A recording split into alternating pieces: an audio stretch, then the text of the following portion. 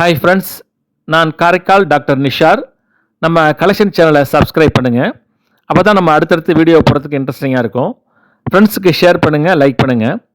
2012 முதல் 2017 வரை வெளியிட்ட இந்தியாவுடைய 50 ரூபாய் கரன்சி நோட்டை தான் நம்ம பார்த்துக்கிட்டு இருக்கோம். இப்போது இந்த கரன்சி நோட்டில் பார்த்தீங்கன்னாக்கா டி சுப்பாராவ் அவர்கள் இந்தியாவுடைய ரிசர்வ் வங்கியின் ஆளுநராக 2008 முதல் 2013 வரை பதவியில் வகித்த போது கையெழுப்பப்பட்ட இந்த கரன்சி நோட்டை தான் நாம் பார்த்துட்ருக்கோம்.